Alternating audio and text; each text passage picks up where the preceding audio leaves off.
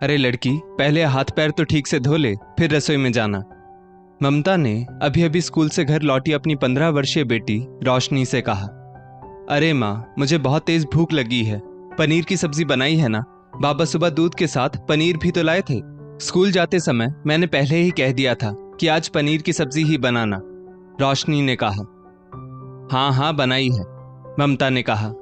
रोशनी ने अति उत्साहित होते हुए सब्जी का बर्तन खोला तो देखा उसमें मात्र आधा कटोरी सब्जी ही रखी थी। माँ, इतनी कम सब्जी? रोशनी बोली। हाँ, हम सब खाना खा चुके हैं। तेरे बाबा फैक्ट्री में अपना टिफिन साथ ले गए हैं। तेरे भाई चिराग को सब्जी बहुत पसंद आई, इसलिए सब्जी कम बची है तेरे लिए। बेटा, दिल छोटा मत कर, बहन का तो काम ही है भाई के लिए त्याग करना, ममता बोली। पर माँ, आप चिराग से कह सकती थी कि तेरी बड़ी बहन भी बाकी है खाने के लिए, उसके लिए भी उसके हिस्से की पर्याप्त सब्जी बचाकर रख। पर आज भी आपने बेटा बेटी में भेदभाव कर ही दिया। पिछले हफ्ते भी आपने जब हलवा बनाया था तब भी आपने जबरदस्ती चिराग को 2 कटोरी हलवा खिला दिया था, जबकि आप जानती थी कि मेरे लिए केवल 2 चम्मच हलवा रखा है। चिराग को आप दूध वाली चाय देती हैं, जबकि मुझे पतली सी कम दूध वाली चाय देती हो। माँ, आप ऐसा क्यों करती हो? हर जिद चिराग की पूरी करती हो। चिराग पढ़ने में एकदम 0 है, फिर भी कोई उसे कुछ नहीं कहता। उल्टा आप उसे उसकी मनपसंद चीज बना बनाकर खिलाती हो। सच में माँ, जमाना बदल गया है, फिर भी लोग पता नहीं किस सोच में जी रहे हैं। आज भी लड़का और लड़की को लेकर भेदभाव होता है, रोशनी गुस्से में बोली।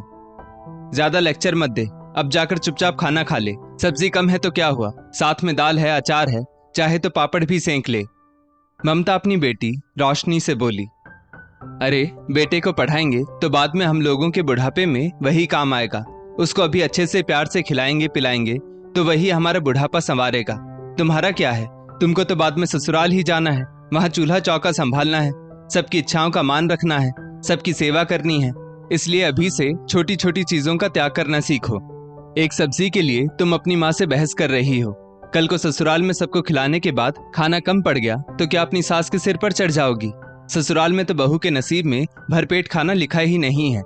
आदत डाल लो अभी से, हमने भी सहा है, ममता बोली। इसके आगे रोशनी कुछ नहीं बोली। गुस्से में उसने दाल के साथ 2 रोटी खाई और रोती रोती कमरे में बिना स्कूल के कपड़े बदले सो गई। ममता और विवेक के 2 बच्चे हैं, 15 वर्षीय बेटी रोशनी और 12 वर्षीय बेटा चिराग। निम्न मध्यम वर्ग परिवार था उनका। ममता का झुकाव बेटे की तरफ ही था, जबकि ममता के पति विवेक कभी कभी बेटी पर भी प्यार लुटा देते थे। ममता ने भी अपने मायके में बेटा और बेटी में भेदभाव वाला रवैया देखा था। उसने ये मान लिया था कि बेटा है तो सब कुछ है। बेटे की माँ की अलग ही ठसक रहती है। बेटी की उसकी जिंदगी में कोई अहमियत नहीं थी। बेटी भी रंग की सांवली हुई, बिल्कुल अपने पिता की तरह। इस बात से भी ममता को दिक्कत थी कि उसकी बेटी उसकी तरह गौरी वर्ण ना होकर अपने पिता की तरह सांवले रंग की हो गई। उसकी शादी में दहेज भी ज्यादा देना होगा, तभी उसके हाथ पीले होंगे।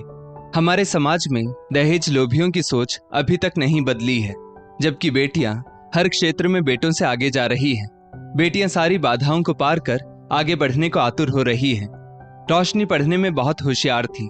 उसने अपने प्रति माँ के असंवेदनशील व्यवहार को झेलते हुए भी बिना किसी ट्यूशन कोचिंग के अच्छे नंबरों से 12वीं पास कर ही ली। बाबा, मैं कॉलेज जाना चाहती हूँ, मैं आगे पढ़ाई करना चाहती हूँ, वकील बनना चाहती हूँ, रोशनी ने अपने पिता विवेक जी से कहा। पर बेटा, वकील बनने में तो 4-5 साल लग जाएंगे, और वैसे भी वकील बनकर तुम क्या करोगी? तुम्हारे ससुराल वाले कौन सा तुमसे वकालत करवाएंगे? पिता विवेक ने रोशनी को समझाया। अरे बहुत कर ली पढ़ाई, अब घर गृहस्थी के काम अच्छे से सीखो, वही काम आएगा आगे, नहीं तो हमारी नाक कटवा दोगी। और वैसे भी तुम्हारी पढ़ाई के लिए पैसे ना है हमारे पास, पढ़ाई में भी खर्चा करो और शादी में भी। तुम्हारे भाई की पढ़ाई में भी तो पैसे लगेंगे, रोशनी की माँ ममता जी ने कहा। माँ, 10 साल की उम्र से मैं घर गृहस्थी के सारे काम तो कर रही हूँ। झाड़ू पोछा, कपड़ा बर्तन से लेकर खाना पकाना सब आता है मुझे।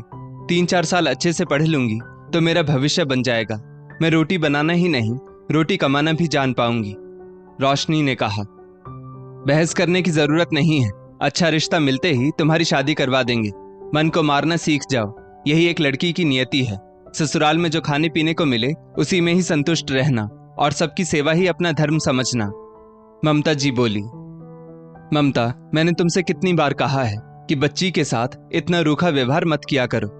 ठीक है, हम उसे आगे पढ़ाने की बजाय उसकी शादी कर देंगे, पर जब तक वो हमारे साथ है उससे प्यार के 2 बोल बोल ही लिया करो। विवेक जी ने कहा, आप कुछ नहीं समझेंगे। बेटियों के साथ किया जाने वाला प्यार भरा व्यवहार उनके लिए ही मुसीबत बन जाता है। मायके में मिले प्यार सम्मान को वो ससुराल में खोजती है, जो उन्हें मिलता नहीं तो बेटियों को परेशानी होती है, उनका मन आहत होता है। ससुराल वाले जिम्मेदारी तो पूरी देते हैं, पर 2 वक्त का खाना भी सही से नहीं मिलता। इसलिए मन मारने और त्याग करने की आदत बेटियों में शुरू से ही होनी चाहिए। ममता जी ने अपना पक्ष रखा। रोशनी की एक नहीं चली। माँ बाप रोशनी के लिए रिश्ता देखने लगे। कुछ दिनों बाद सुबोध, जो कि मध्यम वर्गीय परिवार से था, उसका रिश्ता रोशनी के लिए आता है। सुबोध ग्रेजुएट था। उसकी अपनी स्टेशनरी की छोटी सी दुकान थी, जिसमें वो अपने पिता के साथ बैठता था। सामने से दहेज की कोई मांग नहीं आई, क्योंकि लड़के वालों को भी लड़की मिलने में परेशानी थी। कारण था कि सुबोध इकलौता बेटा था। घर में बुजुर्ग दादा दादी माता पिता सब साथ थे। आने वाली बहू के ऊपर जिम्मेदारी कुछ ज्यादा ही थी, इसलिए लड़के वालों ने दहेज की मांग नहीं रखी कि उन्हें अच्छी बहू मिल सके। बिना दहेज की शादी का सुनते ही ममता तो बावरी हो गई। अरे चिराग के पापा, इकलौता लड़का है, देखने में भी सही है, बिना दान दहेज शादी के लिए तैयार है, और क्या चाहिए हमें। हमारी रोशनी के सांवले रंग से भी उन्हें कोई परेशानी नहीं है, चट मंगनी पट ब्याह कर देते हैं रोशनी का। ममता अपने पति विवेक से बोली। 2 महीने के अंदर सगाई शादी सब हो गई। रोशनी सुबोध की पत्नी घर की बहू बनकर ससुराल आ गई। घर में सबने खुले दिल से रोशनी का स्वागत किया। बहू, पहली रसोई है तुम्हारी, मीठे में क्या बनाना जानती हो? सास निर्मला जी ने पूछा। खीर, हलवा, सेवई सब बना लेती हूँ, रोशनी ने धीरे से कहा। ठीक है, मैं घर के सदस्यों के हिसाब से खीर का सामान निकाल देती हूँ, बाकी का खाना मैं बना लूंगी। तुम्हें किसी प्रकार की मदद की जरूरत हो तो बताना, निर्मला जी बोली। रोशनी ने भगवान का स्मरण करते हुए खीर बनानी शुरू की। खुशबू से पूरी रसोई महकने लगी। निर्मला जी एक एक करके बनाया हुआ खाना डाइनिंग टेबल पर लगाने लगी। रोशनी, खीर का भोग सबसे पहले भगवान को लगाओ, फिर घर के बड़े दादा दादी को परोसो, फिर हम सब लेंगे, निर्मला जी बोली। वाह छोटी बहू, बहुत स्वाद बनाई है खीर, ये ले बेटा तेरा नेक, दादी सास ने सोने के छोटे से कान के बूंदे रोशनी को देते हुए कहा। फिर रोशनी ने अपने सास ससुर और पति को खीर परोसी। वाह बेटा, बहुत ही स्वादिष्ट खीर बनाई है। इतना बोलकर ससुर जी ने भी शगुन का लिफाफा रोशनी के आगे कर दिया। रोशनी, तुम्हारी खीर की कटोरी कहाँ है? निर्मला जी ने पूछा। जी मैं भी खा लूंगी, पहले आप खाकर बताएं खीर कैसी बनी है। सच में बहुत स्वादिष्ट खीर बनाई है तुमने तो मुझे मेरी माँ की याद दिला दी, निर्मला जी ने कहा, और सोने की अंगूठी रोशनी को पहली रसोई में उपहार स्वरूप दे दी। अरे खीर का सेकंड राउंड हो जाए, रोशनी का पति सुबोध बोला। निर्मला जी किचन में गई। पहले रोशनी के लिए कटोरी भरकर खीर अलग रखी, फिर बची हुई खीर थोड़ी थोड़ी मात्रा में सबको दोबारा परोसी। निर्मला जी के इस छोटे से प्रयास ने रोशनी के मन में उनके प्रति सम्मान बढ़ा दिया। निर्मला जी दिन में 3 टाइम रोशनी की थाली में निगाह जरूर रखती कि उसकी थाली में पर्याप्त भोजन है या नहीं। रोशनी को अपनी माँ की बात याद आई कि ससुराल में बहू के नसीब में भरपेट खाना लिखा ही नहीं है। माँ कितनी गलत थी। जिस तरह हर माँ एक समान नहीं होती, उसी तरह हर सास भी एक समान नहीं होती, रोशनी मन ही मन सोचती। ससुराल वालों के प्रोत्साहन से रोशनी ने जल्द ही वकालत की पढ़ाई भी शुरू कर दी। रोशनी को उसके ससुराल में मायके से ज्यादा प्यार और अपनापन मिल रहा था। वो भी पूरी निष्ठा से अपने सारे कर्तव्य निभा रही थी। इस बीच रोशनी एक बेटे की माँ भी बन गई। साथ साथ उसने अपनी पढ़ाई भी जारी रखी। रोशनी अपनी माँ के द्वारा कही कड़वी बातों को भूल चुकी थी। रोशनी वकील बन चुकी थी और प्रैक्टिस भी करने लगी थी। रोशनी अपने सुख दुख सब अपनी सास को बताती, मायके की खुशियां भी बताती, दुख भी बताती। जब उसके मायके से कोई अच्छी खबर आती तो वो खुशी से फूली नहीं समाती और ससुराल वालों को बता देती। मायके से कोई बुरी खबर आती तो वो दुखी हो जाती। इसी तरह की एक खबर उसके मायके से आती है। रोशनी बेटा, एक बहुत बुरी खबर है। तुम्हारे बाबा पर फैक्ट्री के मालिक ने पैसों के हिसाब किताब में गड़बड़ी करने का झूठा मुकदमा कर दिया है। उन्हें पुलिस ने गिरफ्तार कर लिया है। बेटा, तुम ही हमारा एकमात्र सहारा हो। अपने बाबा को झूठे केस से बरी करवा लो। रोशनी की माँ ममता जी ने रोते हुए फोन पर कहा, माँ आप चिंता मत करो, मैं अपना सर्वश्रेष्ठ दूंगी, बाबा को कुछ नहीं होने दूंगी, क्योंकि मैं जानती हूँ मेरे बाबा कुछ गलत कर ही नहीं सकते, रोशनी ने कहा। रोशनी ने इस मुश्किल घड़ी में अपनी माँ को कुछ समय के लिए ससुराल बुला लिया और एड़ी चोटी का जोर लगा दिया अपने पापा को बेगुनाह साबित करने में। रोशनी के पापा विवेक जी के सहकर्मी ने ही उनके खिलाफ साजिश रची थी, क्योंकि विवेक जी एक ईमानदार कर्मचारी थे।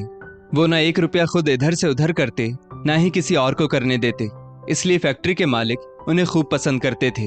इसलिए विवेक जी के सहकर्मी ने उनके खिलाफ साजिश रची। रोशनी की काबिलियत की वजह से विवेक जी बेगुनाह साबित हो जाते हैं। रोशनी बेटा, मुझे माफ कर दो, मैंने हमेशा बेटा और बेटी में भेदभाव किया, तुझे तेरे हिस्से का ना प्यार दिया और ना ही सुविधा दी। मैंने हमेशा बेटे को ज्यादा महत्व दिया, जबकि बेटा और बेटी दोनों में अपना ही खून है, उनमें भेदभाव नहीं करना चाहिए। मेरे जरूरत से ज्यादा प्यार दुलार से मेरा बेटा बिगड़ गया और अब वो हमें ही दुखी कर रहा है। मुझे माफ कर दो बेटा, तुम्हारे साथ मैंने बहुत गलत किया, ममता जी ने हाथ जोड़ते हुए कहा। रोशनी ने भी उन्हें दिल से माफ कर दिया और ससुराल के साथ साथ मायके की भी जिम्मेदारी उठाने लगी। दोस्तों, किसी बेटी के मन में भेदभाव के कारण बहुत गहरा और बुरा प्रभाव पड़ता है। माँ बाप जैसे पवित्र रिश्ते के ऊपर से आस्था डगमगा जाती है और हर ससुराल बुरा नहीं होता। कई ससुराल वाले बहू को हर सुविधा, पर्याप्त भोजन सब देते हैं, उसकी काबिलियत को आगे बढ़ाते हैं, इसलिए बेटी के मन में ससुराल वालों के खिलाफ जहर ना भरे। इस स्टोरी को लेकर आपकी क्या राय है, नीचे कमेंट करके जरूर बताइएगा और ऐसी ही और भी बेहतरीन वीडियोस के लिए हमारा पेज जरूर फॉलो करें। धन्यवाद।